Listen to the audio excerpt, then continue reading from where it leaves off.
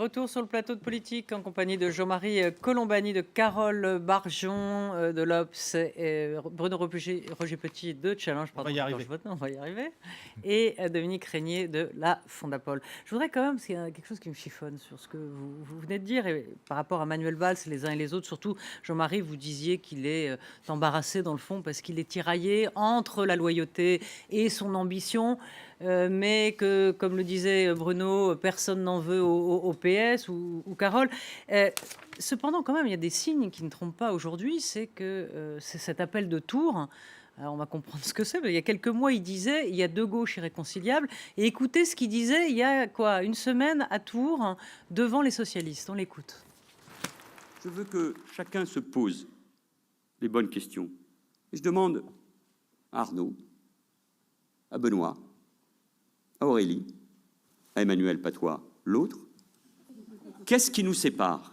La gauche, j'en suis convaincu, est la seule force capable, si elle le décide, de rassembler largement les Français. D'ailleurs, au-delà des camps habituels, ce sera l'enjeu du second tour.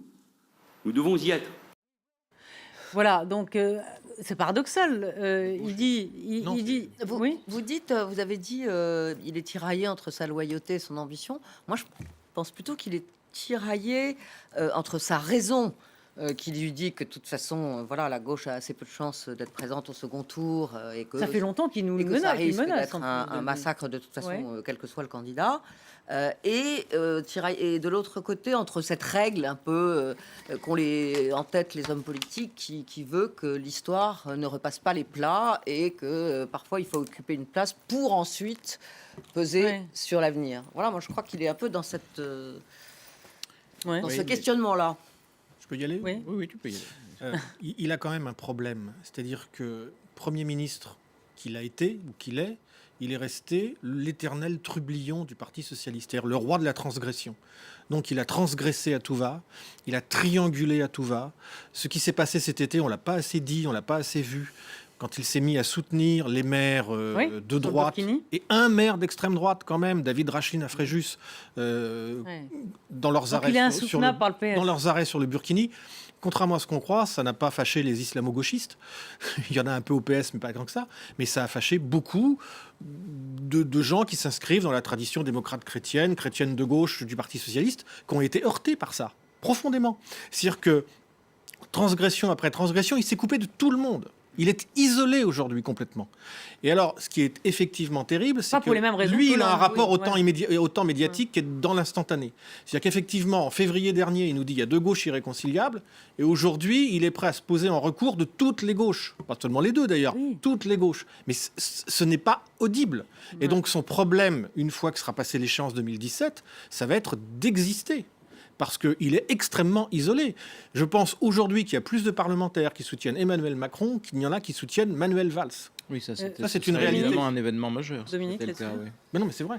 C'était le cas. Non, ce qu'il faut bien voir, c'est que ce soit Manuel Valls, François Hollande, qui que ce soit d'autre, l'étau ne bouge pas. L'étau, c'est une droite fortement mobilisée, majoritaire dans le pays, fortement majoritaire dans le pays, au point qu'elle est même tirée par l'extrême droite, et une gauche éclatée.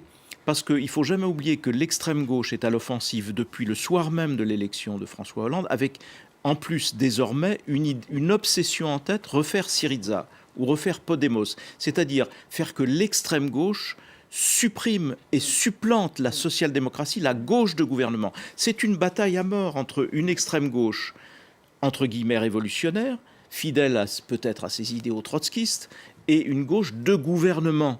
Et c'est ça qui fait la faiblesse. Mais c'est ça qui fait la faiblesse de tout candidat prétendant représenter la gauche au deuxième tour qu'il n'atteindra pas. Et ces conditions-là de l'étau, vous pouvez mettre ou François Hollande ou Manuel Valls ou qui que vous voudrez, ne changeront pas. C'est ça qui fait le tragique de la situation de la gauche aujourd'hui. Alors on va parler de la droite, mais je voudrais dire un mot quand même de François Hollande qui convoquait les forces de l'esprit hier à l'Institut François Mitterrand. Mais on va dire qu'au lieu de parler de Mitterrand, enfin il en a parlé, mais il a pensé à faire la comparaison avec Mitterrand. Vous allez comprendre pourquoi. On l'écoute. Il fut attaqué par la droite parce qu'il était de gauche, par une partie de la gauche parce qu'il ne l'était pas assez, par le centre parce qu'il n'en était pas. Mais il a été aussi attaqué par beaucoup qui s'étaient opposés à lui, et ça faisait du monde, sur toute une vie. Mais il n'avait jamais rien cédé, ni sur ses convictions profondes, ni sur sa liberté. Voilà, peut-être qui veut commenter. Bruno, vous avez fait un papier là-dessus dans Challenge. Oui, On parce peut avoir la substantifique moelle. François Hollande, il fait de la prosopopée en creux, quoi. Il fait parler les morts. Alors, il le fait avec François Mitterrand, il l'avait fait avec Michel Rocard lors du discours prononcé Oui. au moment de la mort de Michel Rocard. Pareil pour Pierre Mauroy, c'est-à-dire qu'en creux, les qualités des grands disparus de la gauche de la deuxième partie du XXe siècle sont les qualités de François Hollande. Oui. Sauf que sur Mitterrand, quand même, il y a un énorme trou. C'est pas seulement sur le plan politique. Claude Barthelone a employé hier un mot en partant en disant, il le dit souvent, Oui. il y a un problème d'incarnation. En fait, c'est ça aujourd'hui. C'est-à-dire que François Mitterrand, quelles que soient les difficultés, quels que soient les problèmes, quels que soient les moments de creux, et Dieu sait s'il en a eu, il y avait toujours derrière lui quantité de Français, un bloc, Oui. un peu comme Nicolas Sarkozy d'ailleurs, qui se retrouvait en lui. Or, le problème de François Hollande, parmi tant d'autres aujourd'hui, c'est que, vous savez, moi j'appartiens à une génération, quand on nous disait en 86-87, François Mitterrand ne va pas être réélu, c'était la catastrophe. Et tout de suite, il y avait mobilisation. Ouais. Là, vous dites François Hollande risque de ne pas être réélu, et en définitive, à gauche, non mais c'est ça le problème, Ouais. tout le monde s'en fiche. Alors, on parle de la droite et là, je me tourne vers Dominique Régnier. Vous avez sans doute vu peut-être ce dernier sondage, non pas qu'on le commente. Au premier tour, Alain Juppé, 40%, Sarkozy, 31%. Deuxième tour, Alain Juppé, 58%, Sarkozy, 42%. Donc voilà, on voit sur ces... Peut-être si on peut voir ce sondage. Voilà, rapidement, pour que vous ayez une idée. Juppé écrase tout, Sarkozy rame. Voilà, c'est irrattrapable. Non. D'ailleurs, on ne sait pas si c'est juste. Oui. Surtout. Ouais, oui. Parce que nous, on a interrogé à la Fondation pour l'innovation politique, Oui. on a interrogé via l'IFOP 7000 personnes, 2 fois 7000, 7000 à gauche, 7000 à droite. Prenons C'est beaucoup. Ça fait beaucoup. 7000, là, ils sont 17 000, ils sont nombreux aussi. Oui. Prenons les 7000 de droite. On D'habitude, arrive, c'est sur 1000. on arrive à isoler sur les 7000 de droite 11% des électeurs qui déclarent être sûrs d'aller voter. Je passe sur les Et détails 700. techniques. Hmm. Ces 11% qui sont sûrs d'aller voter, quand on leur demande « et vous votez quel jour ?», la moitié ne savent pas répondre. Et savez-vous que vous allez voter dans un bureau de vote qui ne sera peut-être pas le vôtre habituellement ? Un quart ne le savent pas. Et je pense que tous ces gens qui sont sûrs d'aller voter et qui font de ce type Donc ça d'enquête réduit d'opinion, le corps électoral. je pense que ça peut être un truc très très différent, quoi. Moi je dis attention, on a fait cette enquête, on a dit, enfin moi je dis, il faut que les sondeurs lisent ce sondage parce que attention, c'est vraiment les gens ne savent pas. C'est la première fois à droite, ils n'ont pas l'habitude. Il y a 10 000 bureaux de vote, c'est beaucoup, mais en France, il y en a 80 000. Mais où sont-ils ? Pardon. Où sont-ils ? On ne sait pas très bien. C'est où ce que dit sont-ils. Cambadélis. Ben oui. C'est pas le nombre de bureaux qui compte, c'est l'endroit où on les On ne met. sait pas où ils sont. Les gens n'osent pas se poser des questions parce qu'être de droite, c'est plus compliqué qu'être de gauche, etc. Moi, je pense qu'il y aura possiblement une espèce de redistribution des votes, indépendamment des intentions, lorsque les électeurs vont s'apercevoir, par exemple, que le dimanche 20 novembre, ils voulaient aller voter, mais simplement, ils ont prévu un déjeuner de famille depuis trop longtemps pour l'annuler. Ouais. Ça tombe mal, mais tant pis. Alors, on va écouter Nicolas Sarkozy qui était ce matin sur BFM et il en a fini avec le ni-ni. Vous vous souvenez, ni Front National, ni PS, on l'écoute. Je n'ai jamais voté pour le Front National, je n'ai pas l'intention de le faire. Donc vous voteriez pour François Hollande? Pas de gaieté de cœur. Oui, mais vous le feriez?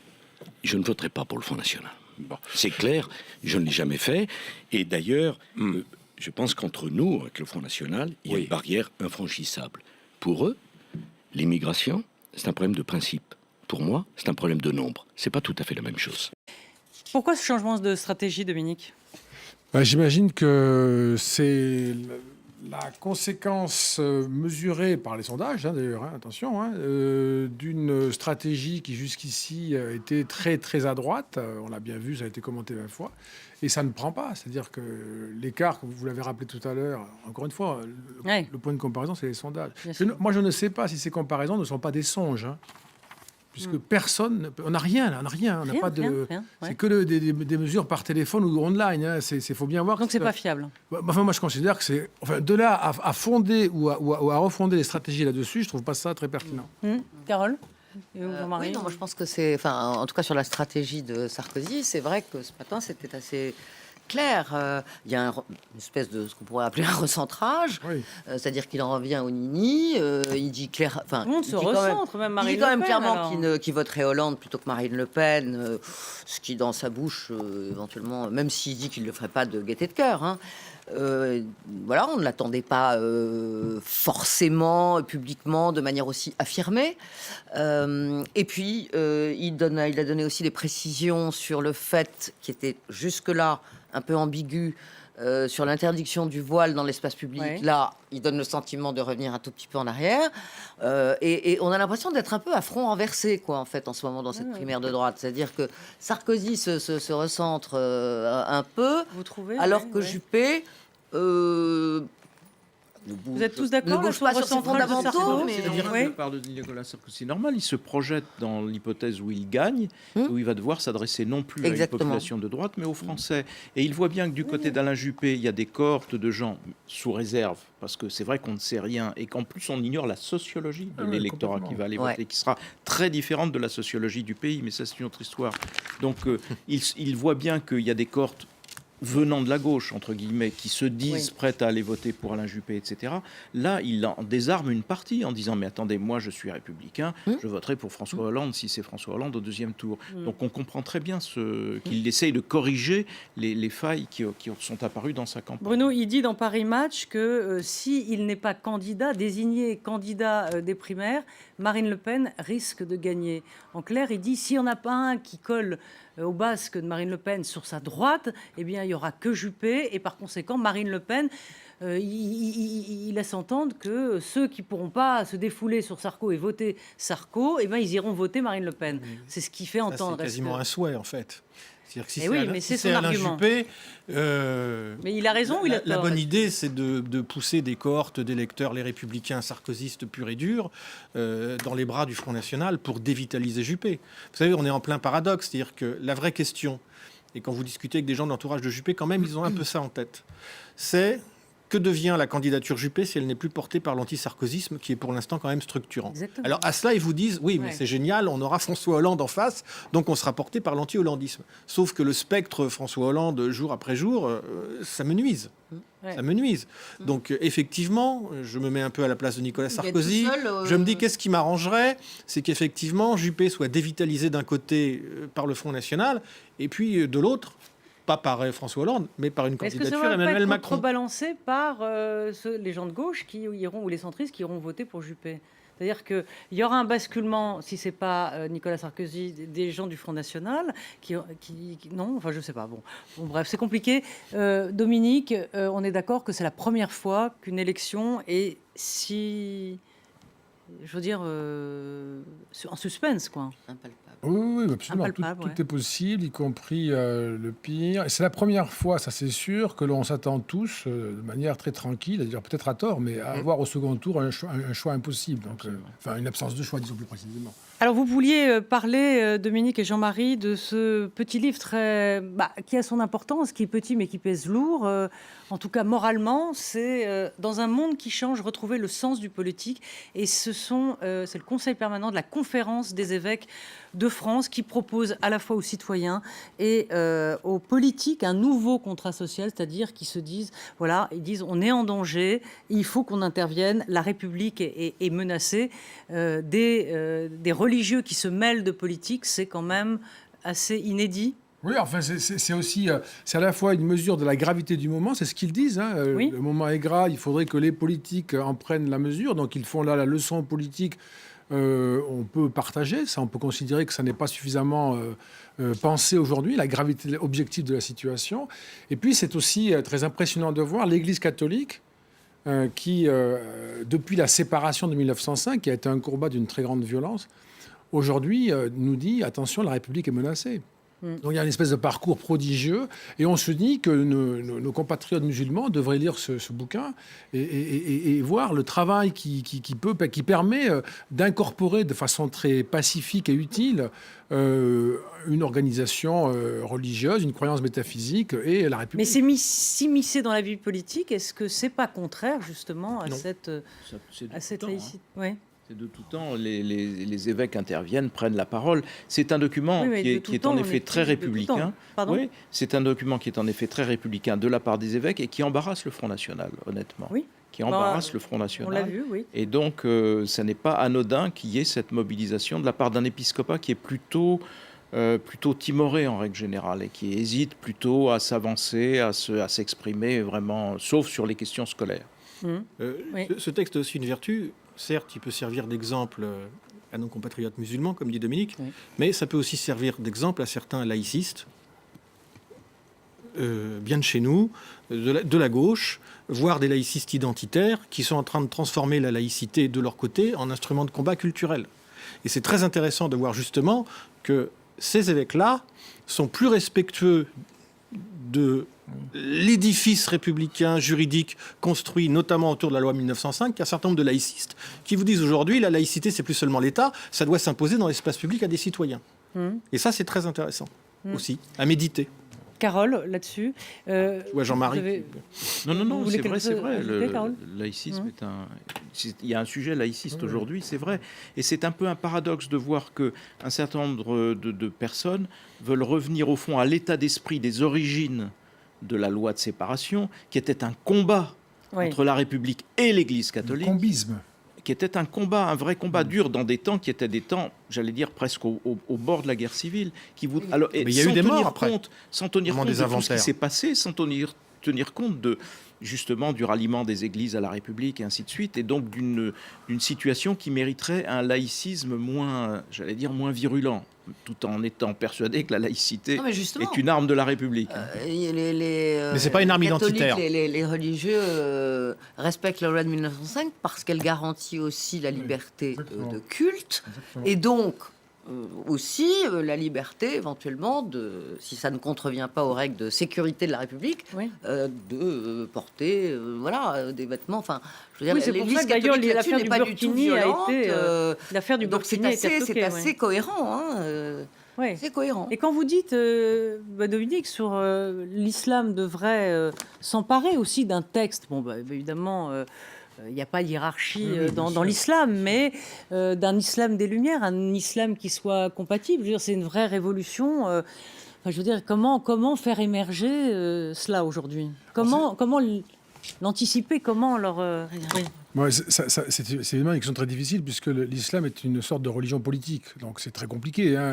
C'est pas tout du tout... Il n'y a pas de clergé, surtout. Et puis c'est une religion qui veut gouverner. Ça n'est pas la même chose. Mais c'est pas tu rendras à César ce qui est à César.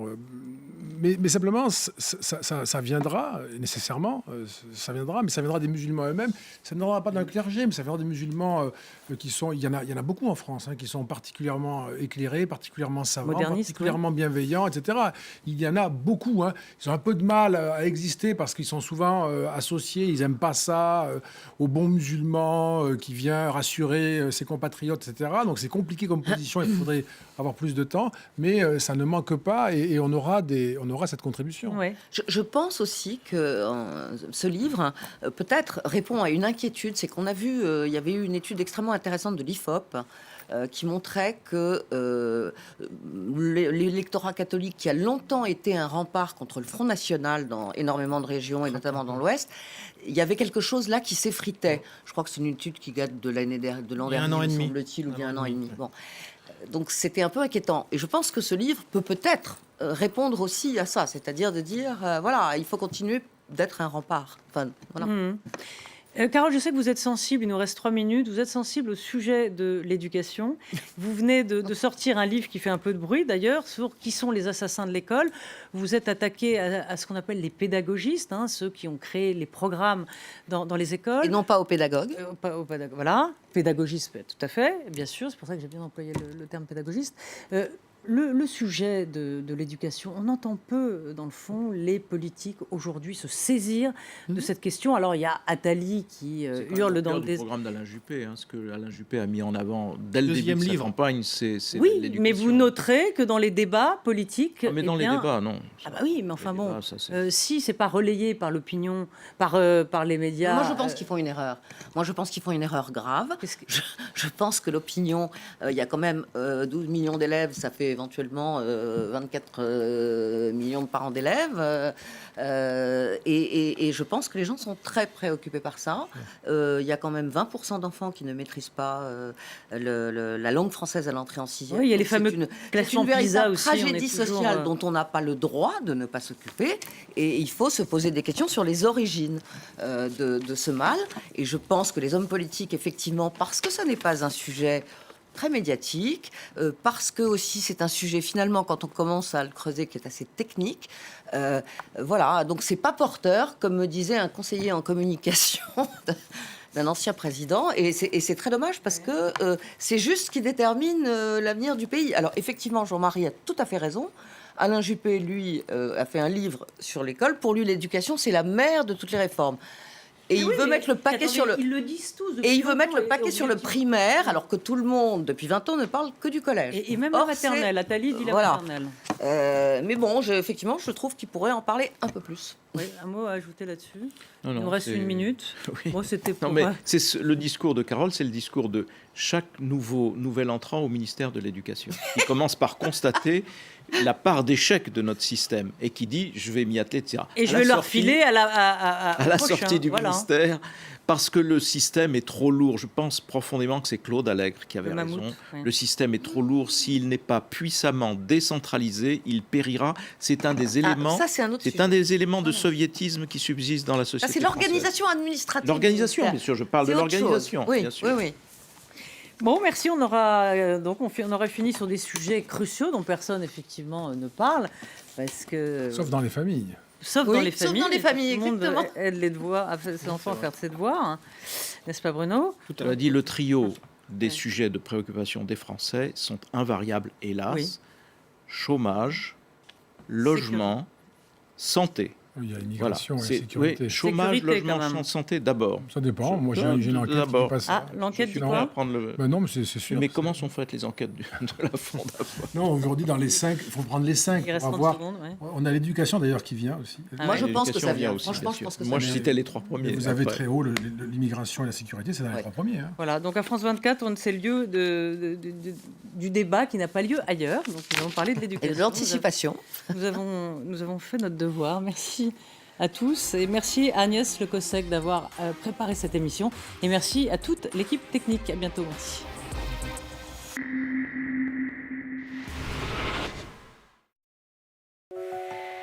Pas de quartier, présenté par Ségolène Malter et Wassim Nasr. Ils s'appellent Naoufal, Justice ou Miad. Pour France 24, ils ont choisi de filmer leur quartier, loin des clichés. Je mets 3 heures, 3h30 aller-retour. Et Riwad, en fait, on travaille sur mémoire d'une jeune fille de quartier. Super. Quand on dit on arrête, 2 jours après, ça reprend. On va pas dire qu'on a réussi à changer tous les jeunes, mais ça a pu avoir un impact. Et ça fait combien de temps que t'as pas d'ascenseur? Ça fait 10 ans. Il est complètement HS. Pas de quartier, c'est votre émission. Une parole libre. Comme eux, vous aussi, filmez votre réalité. Pas de quartier, à voir sur France 24 et sur france24.com.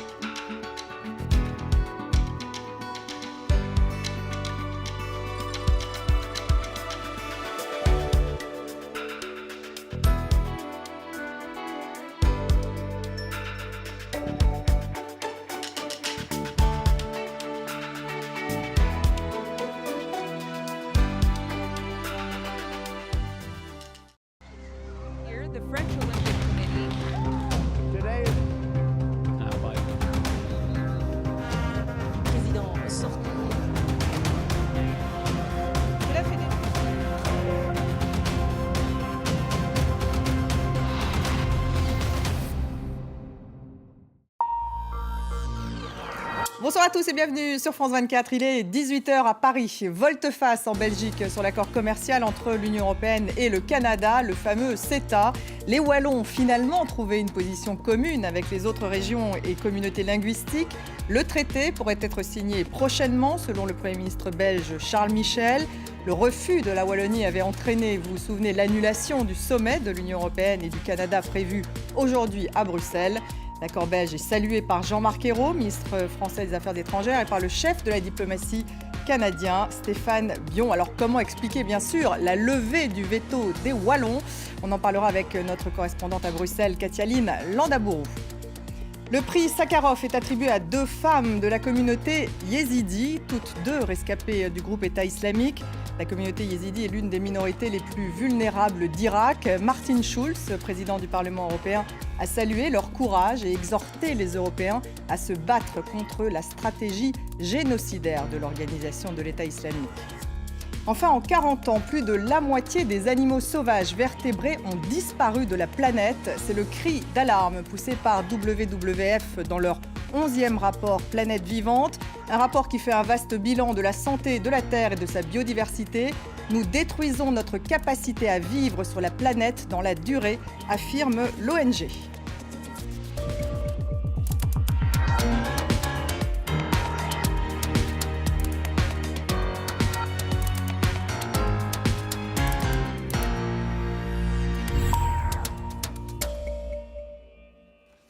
Volte-face de la Belgique sur l'accord commercial entre l'Union européenne et le Canada, le fameux CETA. Les Wallons ont finalement trouvé une position commune avec les autres régions et communautés linguistiques.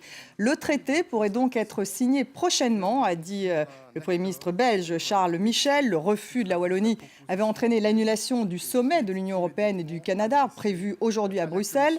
L'accord belge est salué par Jean-Marc Ayrault et par son homologue canadien, qui sont présents à Paris pour une conférence ministérielle sur le maintien de la paix en environnement francophone. Il est prudemment optimiste. Je vous propose d'écouter Stéphane Dion.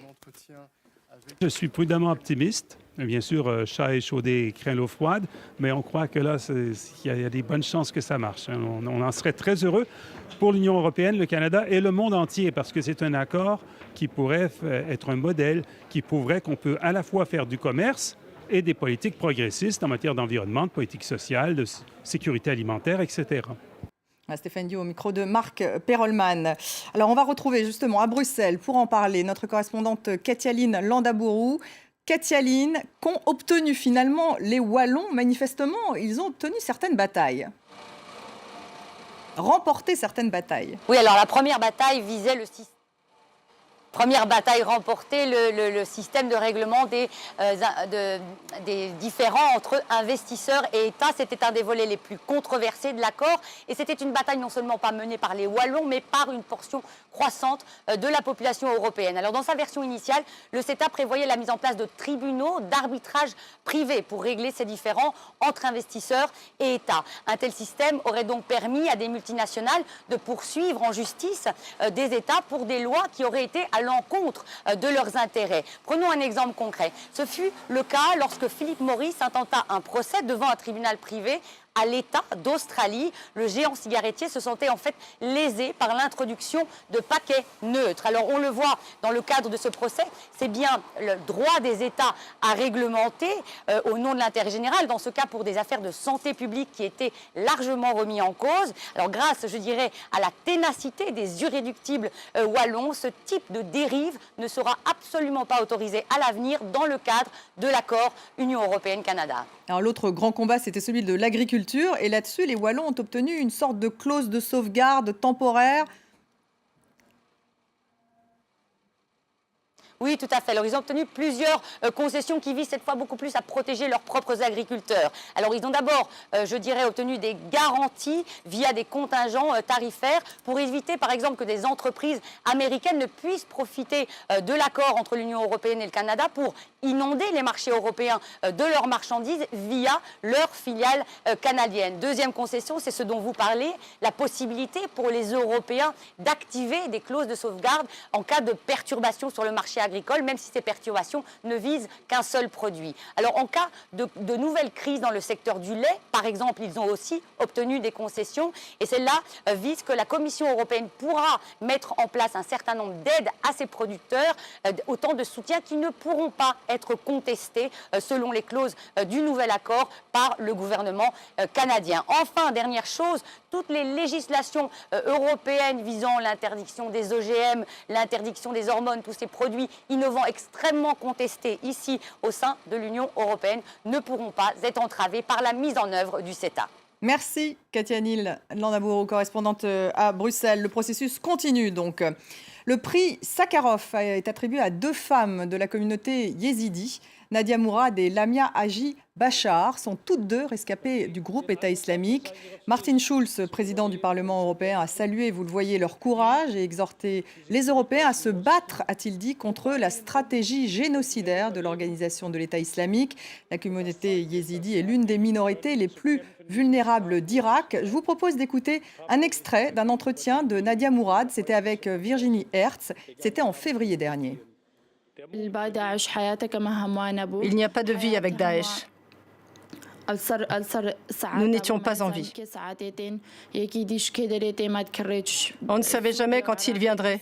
De jour comme de nuit, il venait nous violer. Les filles venaient de Syrie et d'Irak. Ces hommes, tout ce qu'ils faisaient, c'était tuer d'autres hommes et violer les femmes et les filles. On était vendus et revendus. On n'avait pas de vie. Nous ne nous sentions pas en vie, nous nous sentions mortes quand nous étions avec eux. Gauthier Rybinski, bonsoir. Terrible Bonsoir, témoignage que celui de Nadia Mourad et Lamia Haji Bachar, donc la 2e femme qui a obtenu ce prix, était également détenue par l'organisation de l'État islamique. Est-ce que vous pouvez nous parler un petit peu d'elles, de ces 2 femmes? Ce sont 2 femmes qui sont originaires d'une petite ville du nord de l'Irak. Cette ville avait été dévastée par l'organisation État islamique et elles ont été transférées évidemment de force vers Mossoul. Et là, à Mossoul, elles ont vécu l'innommable. On entendait Martin Schulz, le président du Parlement européen, parler de la politique génocidaire de l'organisation État islamique. C'est tout à fait vrai. Mais les femmes subissent presque une double peine. C'est non seulement l'aspect génocidaire pour une communauté comme les yézidis, mais c'est également aussi pour punir la femme. La femme est doublement punie. C'est une double injonction. Et la femme sert d'exutoire sexuel. Il y aurait beaucoup de choses à dire là-dessus, mais donc elle subit des viols répétés, elle est maltraitée, elle est insultée. Bref, tout ce qui peut être de bas instinct dans l'homme qui fait partie de cette organisation État islamique sort et se déverse en quelque sorte sur les femmes qui sont prises au piège de leur ré. Alors, la communauté yézidi, elle compte 7000 personnes à peu près. Elle est très ancienne, présente au Proche-Orient. Pourquoi est-elle finalement la minorité la plus persécutée? Alors, d'abord parce que bien sûr, c'est d'abord une association avec une langue, c'est une minorité kurdophone, mais c'est aussi une minorité religieuse, d'une religion qui remonte à l'Antiquité perse. Et très curieusement, paradoxalement, pour essayer de se fondre dans la masse quand la religion chrétienne, puis ensuite l'islam sont arrivés, les yézidis ont fait une sorte de mélange, de mixture entre les 2 théologies pour essayer de se fondre dans la masse. Et mal leur en a pris, car de ce fait-là, ils ont été considérés comme hérétiques, non-croyants, et surtout comme adorateurs du diable et du feu. Alors, vous voyez, c'est ainsi qu'ils sont extrêmement vulnérables, même s'ils n'ont pas de force particulière pour se défendre. Mais le prix Sakharov, il a cette importance parce qu'il dit non seulement qu'il faut, bien sûr, s'attaquer à ceux qui considèrent les femmes de telle sorte aussi, mais que nulle part au monde, on ne peut admettre ce genre de choses faites aux femmes, alors que vous avez toujours dans nos sociétés, y compris occidentales, des gens qui relativisent et qui disent, dans certaines cultures, ce genre de choses est admissible. Eh bien non, ça n'est pas admissible. Merci beaucoup, Gauthier Rybinski. Et en Irak, alors que l'avancée vers la ville de Mossoul se poursuit, les autorités craignent une crise humanitaire qui serait provoquée par la fuite en masse des civils. Un défi logistique, mais également sécuritaire. Regardez ce reportage de Fatma Kilzibowa, Adam Pletz et Abdallah Malkawi. Camp de réfugiés de Debiga près des zones contrôlées par l'organisation État islamique.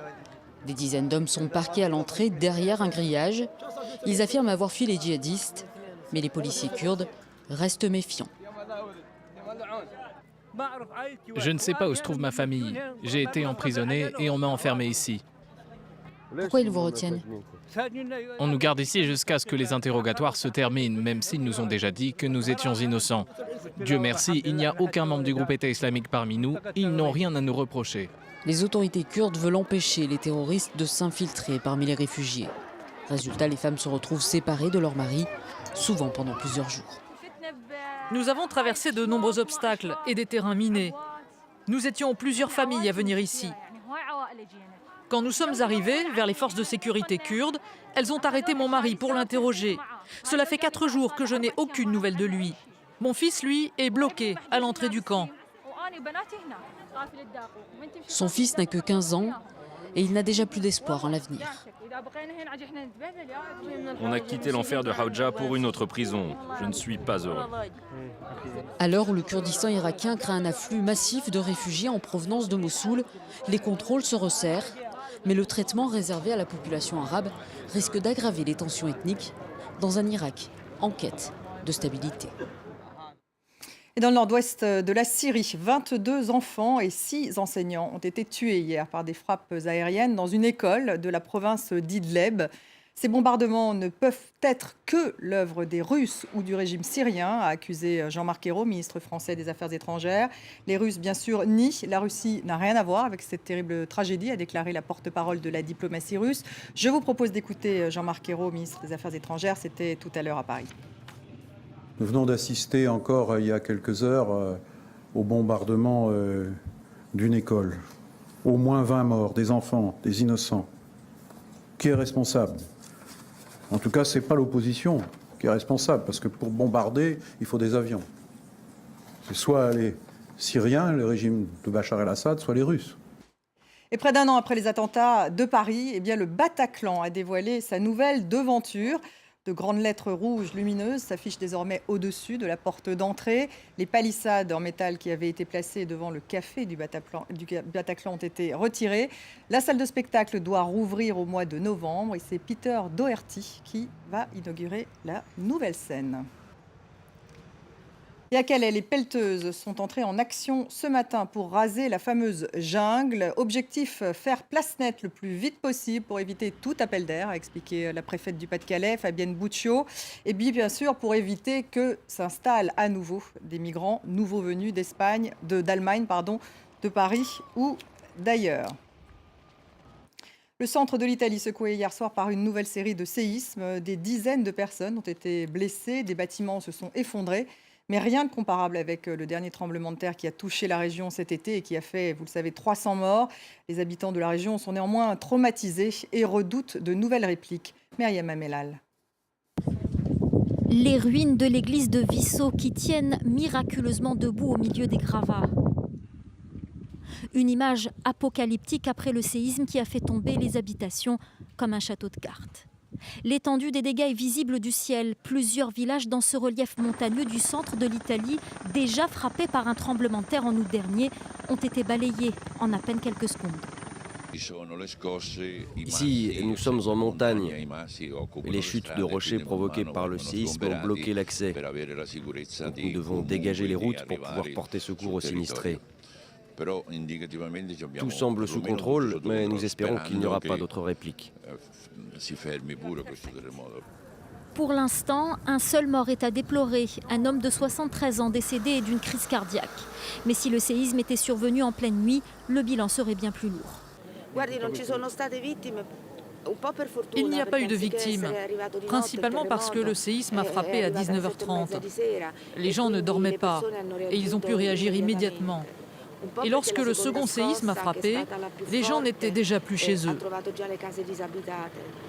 Les autorités ont demandé aux habitants de ne pas rentrer chez eux, à moins de se munir d'un casque et d'être accompagnés par les secouristes pour récupérer quelques biens. Des secouristes qui ont établi des périmètres de sécurité autour de certaines bâtisses fortement fissurées qui pourraient s'effondrer à la moindre secousse. Et en 40 ans, 60% des vertébrés ont disparu. C'est le cri d'alarme poussé par WWF dans leur 11e rapport Planète Vivante. Un rapport qui fait un vaste bilan de santé de la Terre et de sa biodiversité. nous détruisons notre capacité à vivre sur la planète dans la durée, affirme l'ONG Florence Tomaso. Notre planète se vide de ses espèces. C'est le constat dramatique dressé par la fondation WWF. Dans son rapport Planète vivante de 2016, la Fondation pour l'environnement estime qu'en 42 ans, les espèces animales terrestres et aquatiques vertébrées se sont effondrées de 58%. Ce chiffre devrait atteindre 67% en 2020. Mais plus grave encore, la disparition de ces populations s'est faite à vitesse grand V. La dernière, d'aussi grande envergure, remonte à l'époque des dinosaures. Pour le WWF, le capital naturel est en train de s'effondrer, un constat lourd de conséquences pour l'humanité. Le capital naturel, c'est quoi ? Eh bien, ce sont les services que la planète rend à l'espèce humaine. Par exemple, les poissons se reproduisent gratuitement. Les arbres poussent gratuitement. L'air que l'on respire nous est fourni gratuitement. L'eau dans laquelle on va se baigner pendant l'été est gratuite. Donc tout ça est gratuit. Sauf que tout ça est progressivement en train de disparaître parce que nous déforestons, nous polluons, nous mangeons les zones humides en les artificialisant, etc., etc. Les raisons de ces extinctions sont multiples. Mais en effet, elles ont un point commun, la main de l'homme. Les espèces d'eau douce sont les plus touchées. 81% ont disparu entre 1970 et 2012. En cause, l'urbanisation rampante qui empiète sur les habitats, l'activité agricole toujours plus intensive, la déforestation, les transports et bien sûr la pollution. Le braconnage a lui décimé des populations entières de rhinocéros et d'éléphants. Le réchauffement climatique n'aurait qu'un impact limité sur l'extinction de ces animaux. Une biodiversité qui s'appauvrit, c'est la régression de la vie sur Terre. Avec plus de 7 milliards d'humains, dont la vie dépend de ces ressources, c'est un cri d'alarme que pousse la Fondation pour la défense de l'environnement.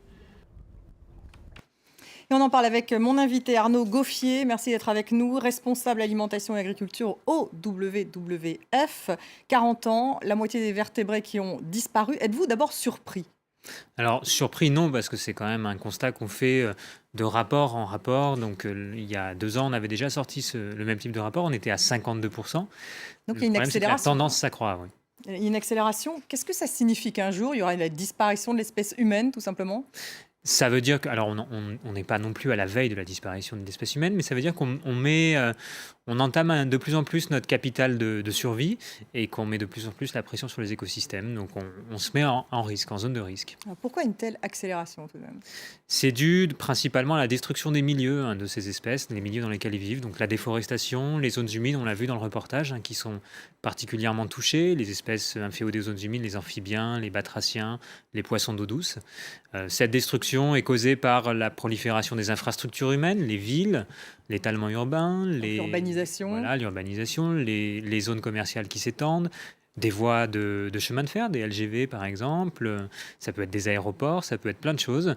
Mais c'est dû aussi à l'expansion de l'agriculture dans des pays, notamment les pays du Sud, où on voit de vastes forêts tropicales en Amérique du Sud qui sont coupées pour laisser place à des champs de soja, pour nourrir nos animaux en Europe. Vous dites que c'est 80% de la déforestation mondiale qui explique, et qui en plus pèse pour 70% de la consommation d'eau et qui explique en fait cette tragédie. Donc en fait, ce que vous remettez en cause, c'est l'agriculture intensive, une façon justement de pratiquer l'agriculture ou l'agriculture tout court ? Non, c'est pas l'agriculture tout court parce qu'il faut bien se nourrir. C'est ça, il faut nourrir un certain nombre de milliards d'habitants de cette planète. Exactement. Ça reste l'enjeu. La façon de produire d'une part, de sortir de ces grandes monocultures qu'on peut voir chez nous ou au Brésil ou aux États-Unis, où on a d'immenses open fields d'une seule culture qui sont absolument impropres à une biodiversité riche, qui nécessitent aussi énormément de pesticides et l'utilisation de beaucoup d'engrais, donc qui impactent les milieux. Et c'est aussi intensive en fait, celle qu'on pratique. L'agriculture presque industrielle même. Au-delà d'intensif, là, on est presque sur de l'industrie. Mais c'est aussi... Qui est la plus pratiquée dans le monde, si vous faites un calcul. Qui est la plus pratiquée dans le monde en volume, effectivement, mais qui est celle qui impacte le plus nos écosystèmes. Mais c'est aussi modifier la façon dont nous consommons, et en particulier dans les pays développés, c'est-à-dire manger moins de viande. Tout ce soja qui est importé d'Amérique du Sud et qui participe à la déforestation sert en premier à nourrir nos animaux en Europe. Les poulets, les porcs, nos vaches laitières, tout ça c'est du soja, c'est de la déforestation finalement que nous importons indirectement. Donc il faut changer l'agriculture. Quel type d'agriculture défendez-vous pour nourrir la planète ? Parce que c'est ça ce que disent justement les partisans de l'agriculture intensive. C'est qu'il faut nourrir la planète à un coût pas trop élevé. On peut très bien, et la FAO l'a montré récemment, on peut très bien nourrir la planète avec de l'agriculture biologique. Ça donne des campagnes vivantes avec des des cultures qui sont diversifiées, qui entretiennent des écosystèmes vivants et surtout qui donnent des emplois. L'agriculture Ça coûte plus cher. Elle coûte plus cher parce que pour le moment, l'agriculture industrielle ne paye pas les externalités négatives qu'elle cause, ne paye pas les dommages qu'elle cause à l'environnement. Si l'agriculture industrielle telle qu'elle est pratiquée actuellement, et notamment dans une grande partie de l'Europe, payée pour les externalités négatives, payée pour la dépollution des rivières à cause des pollutions aux pesticides, pour les nitrates, elle coûterait beaucoup plus cher. En fait, le coût de l'agriculture est complètement faussé à coût de subventions notamment. On ne peut pas leur imposer. On peut l'imposer via un changement de la réglementation, un changement de la politique agricole commune.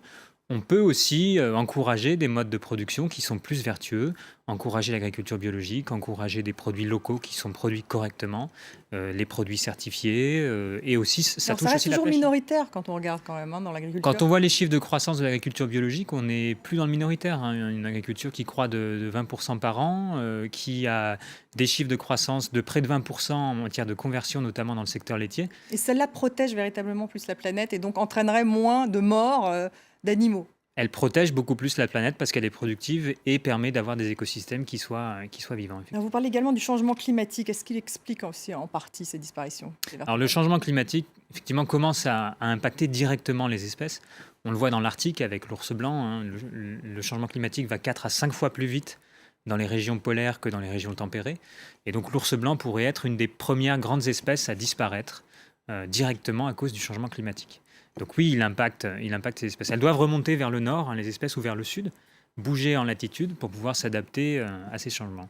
Alors de manière globale, vous avez une statistique, vous dites en fait que, je ne l'ai plus sous les yeux, mais ça m'avait frappé, peut-être vous vous en souvenez. Ah voilà, l'humanité a utilisé l'équivalent de 1,6 planètes, donc plus d'une planète et demie pour vivre, et on a donc entamé le capital naturel. Qu'est-ce que vous voulez dire par là? Ça veut dire qu'au rythme actuel de consommation des ressources, l'humanité aurait besoin d'1,6 planète par an pour satisfaire ses besoins.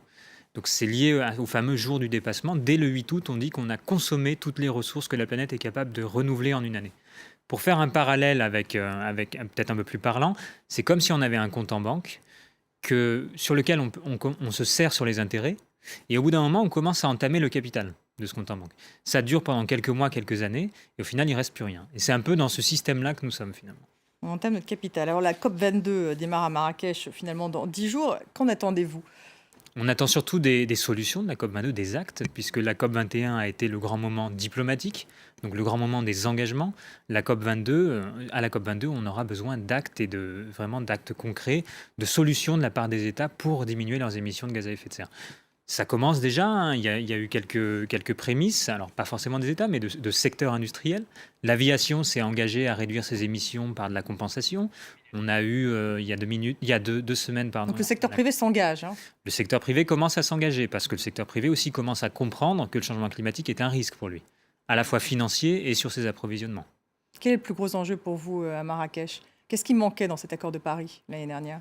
Il manquait un petit peu d'ambition peut-être pour pouvoir rester dans les 2 degrés de réchauffement maximum qui garantissent une planète vivable à la fin du siècle. Pour le moment, les contributions volontaires des États nous approchent plutôt des 3 degrés et demi de réchauffement climatique. Donc on n'est pas tout à fait aux 2 degrés. On n'est pas tout à fait à ce compte-là. Et il faut aussi maintenant des engagements fermes avec du financement, surtout du financement sur l'horizon 2018-2020. Qui est finalement le pas de temps clé pour pouvoir engager des changements. Et pour l'instant, aucune décision n'a vraiment été prise en termes de financement. Il doit y avoir un fonds de 100 milliards. On n'y est pas du tout pour l'instant. On n'y est pas, alors on verra après la COP. Vous verrez après la COP. Pour vous, comment est-ce qu'on peut avancer justement du côté du financement? Les États doivent être mis à contribution, notamment les grands pollueurs doivent être mis à contribution sur ces financements, évidemment. Il faut qu'il y ait un partage relativement équitable de l'effort à faire au niveau mondial. Mais c'est ce qui pose problème quand on commence à discuter avec les grands émergents qui estiment que le partage équitable doit être plutôt sur les pays développés. Merci Arnaud Goffier, vous êtes donc responsable alimentation et agriculture. Merci d'être venu sur le plateau de France 24 et merci à vous de nous avoir suivis. Vous restez avec nous, on se retrouve dans quelques secondes, quelques minutes.